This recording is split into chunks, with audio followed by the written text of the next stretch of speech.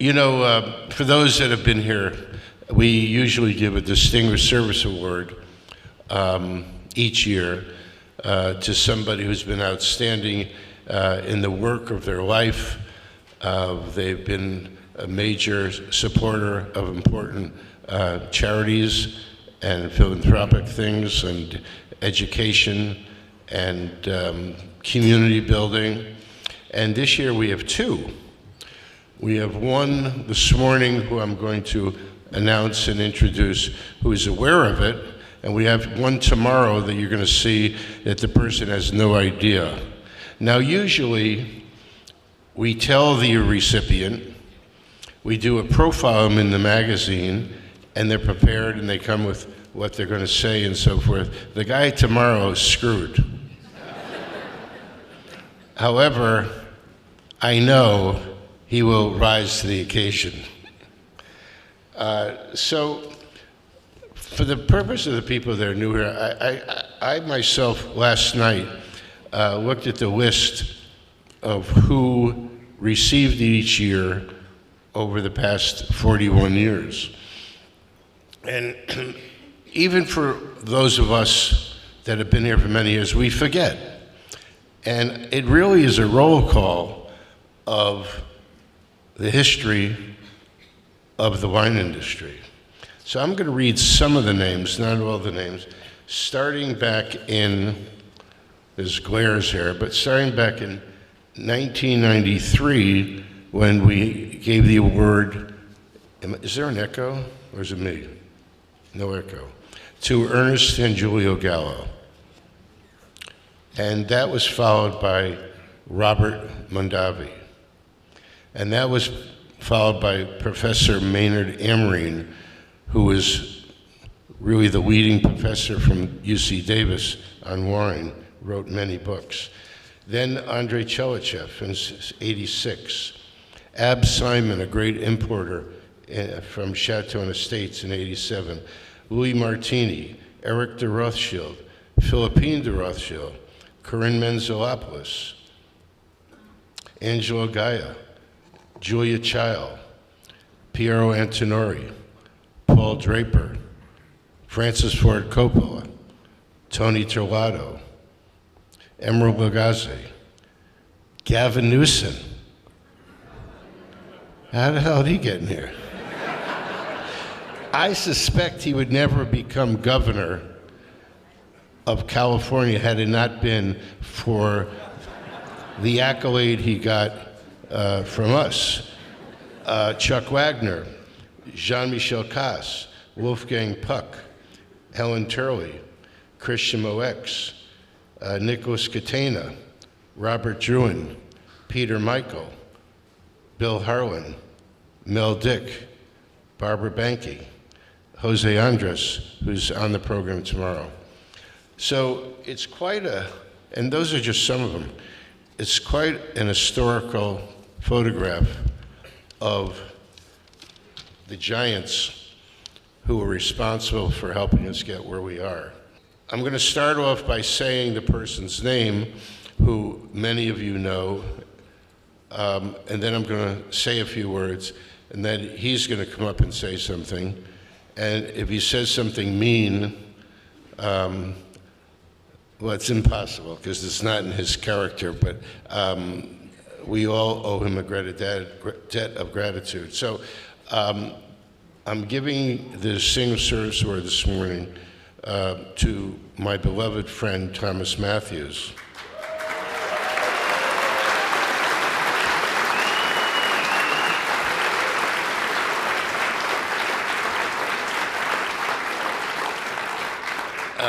We've been together for 35 years. I have my notes, but I don't need my notes. I first met him in a suite at a hotel in Paris in 1980-something. I was wearing a bathing suit and a t-shirt, and I just smoked a 7.5-inch cigar, and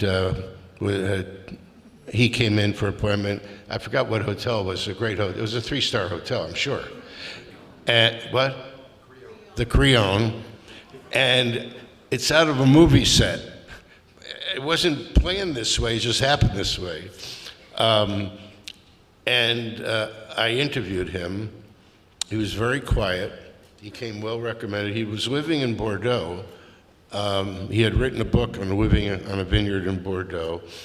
And he had done some freelancing for us. And I offered him the job to be, we had an office in London those days, to be the bureau chief, I guess, not the bureau chief, to do something. Well, you can correct all. I probably got to get half it wrong, but so he went to London. He was there, I don't know, a year or two. He's going to correct me. And I then brought him to New York and made him New York bureau chief, right? And so we worked together for 10 years because during a lot of this time, the editorial staff was in San Francisco. It was before they moved to Napa, I think. I don't know, there's so many moves. And we worked well together. I got to know him well. And in 99, I got that right,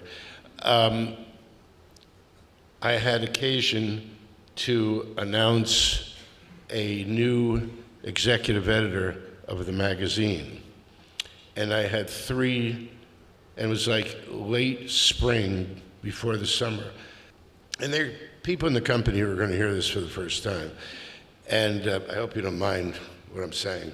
So in April or May, I had to announce a new executive editor. And I had 3 people in mind who were in the company, and I couldn't decide.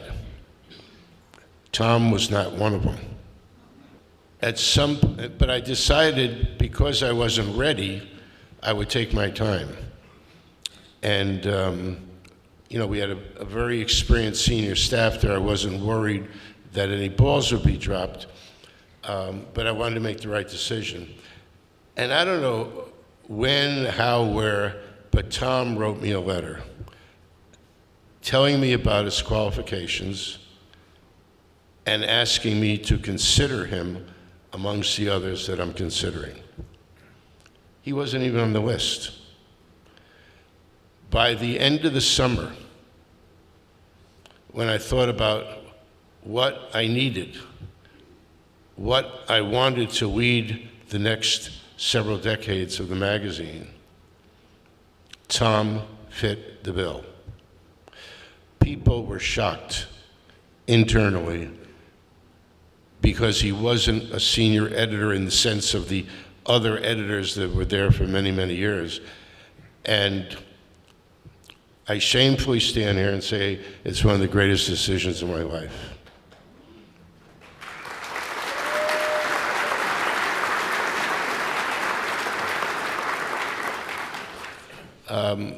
Tom has been an incredible asset, help. He's made a major impact on the product, on the publication itself. He's helped develop the younger people underneath him, which is so important. He's put up with me, which is a thankless task. It's like being in a war zone. And if that weren't enough, he started 20 years ago to help me with this event, which I had been doing, and really it became bigger and bigger, more and more complicated. And in the company we do a lot of different events, and you need good help these days. And he took over largely running these events with me in the background, guiding him, but he did the lion's share of the work. And as many of you know, this event is owned by the Wine Spectator Scholarship Foundation, not by M. Shanken Communications. And we've raised many, many millions of dollars. If it's not 30, it's 40, it's 50 million. And we've given a lot of it away, and it's all in the program and so forth. And Tom had a lot to do with that. And it is for all of those reasons that I shamefully want to bring him up here and tell him how much I love him and how much we miss him.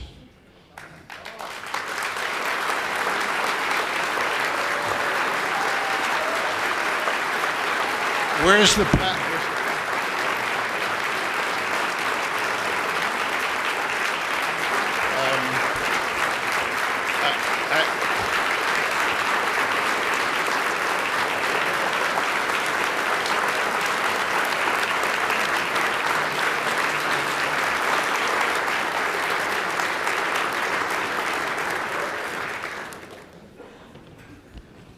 Well, let's get one thing straight right away.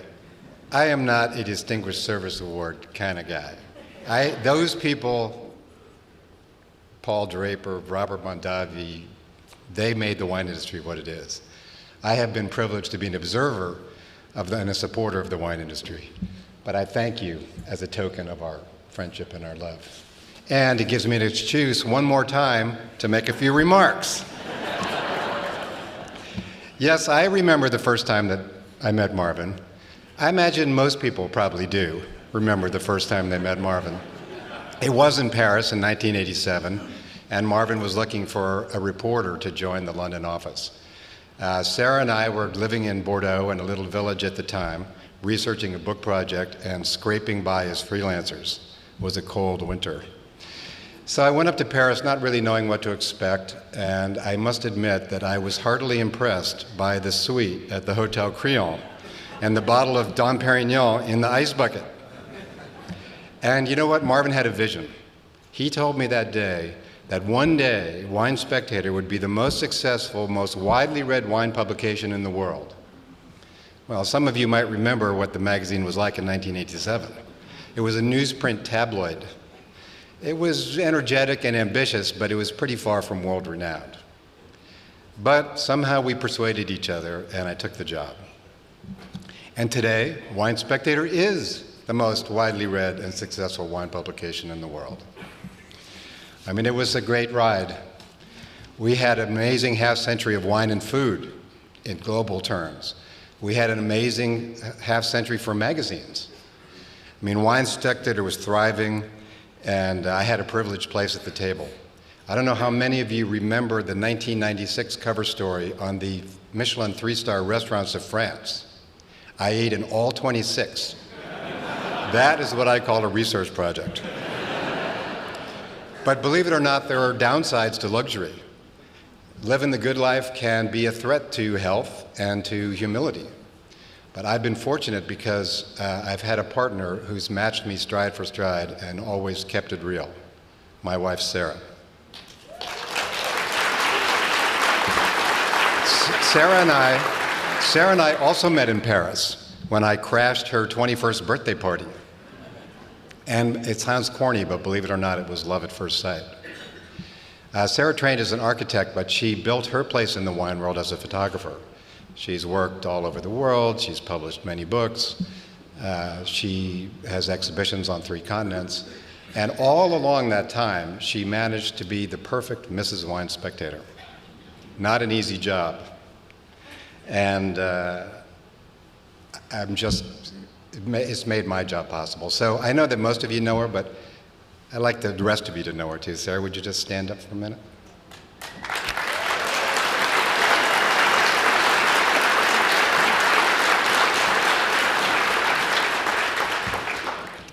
So I worked for Marvin for 34 years.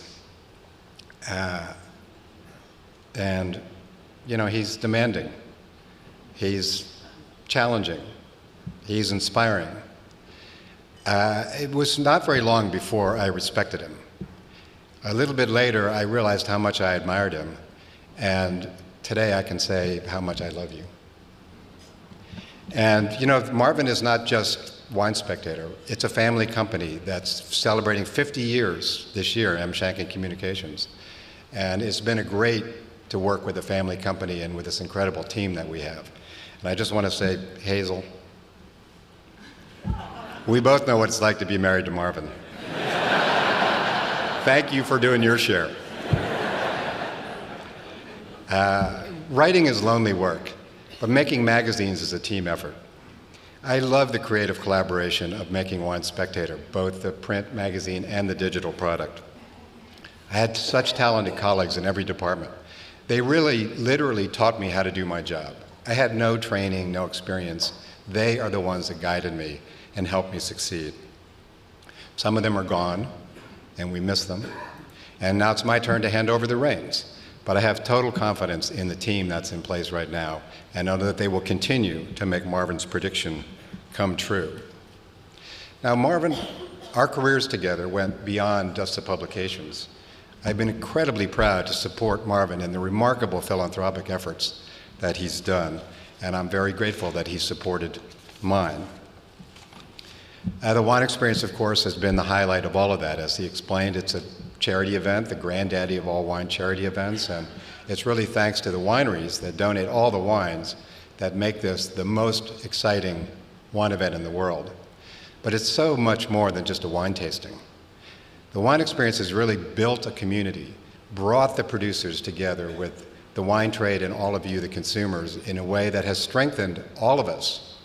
And by community, I really mean you. You people that are here in the room today, and those of you who are in the room in the past yesterdays. You also taught me how to do the job. When I'm on stage here, I can feel your energy. And I feel like together we created an incredible energy that created an atmosphere of respect and friendship, of education and entertainment, and finally of fellowship in the community. So as I retire, I have one regret. And it's not the pressures, and it's not even the privileges. It's the people. I promise that I'll try to stay part of the wine community. And as we make this transition, Sarah, Marvin, and I say to you, thanks for everything you've done and all that we've done together. Thank you.